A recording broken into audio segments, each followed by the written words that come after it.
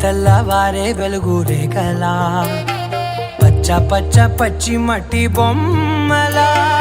అల్లి బిల్లి వెన్న పాల నురగలా అచ్చ తెలుగు ఇంటి పూల కొమ్మ